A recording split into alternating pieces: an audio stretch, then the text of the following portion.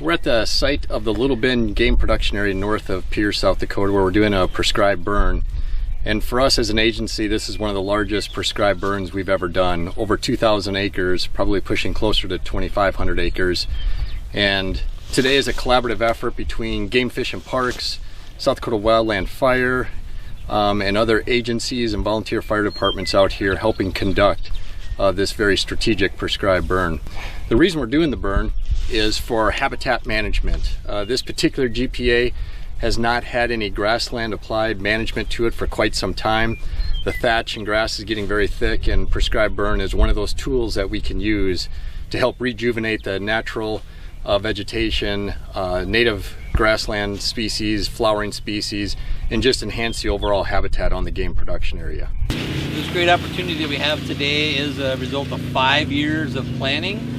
And so what goes into that first is we need to create objectives, so Game Fish and Parks owns this property. What do they want to accomplish? What's the purpose of why we're out here, right? And then once they tell us that, once we get those objectives built, then the next step is what type of fire does it take to create those objectives? What type of conditions does it take to create those objectives? And from there, we're able to develop what's really called a burn window, which is those parameters, those weather and fuel conditions that will come together to meet those objectives that Game Fish and Parks wants to accomplish out here.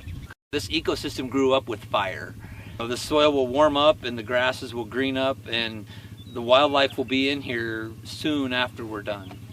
The real tell will be to come out this fall and see what it looks like in comparison to this spring, and you're going to see a massive difference from the half of the GPA that's not burned to the other half on the west side that is burned. And we're going to see some quality habitat this year already, but really it's the long-term effect then over the next 3 to 5 to 10 years where we're really going to see the positive impact. About 2.5 months since the burn at Little Bend, and as you can see, the results speak for themselves. I'm standing in a sea of quickly growing grasses. The animals are here, there's deer, there's birds, there's bugs.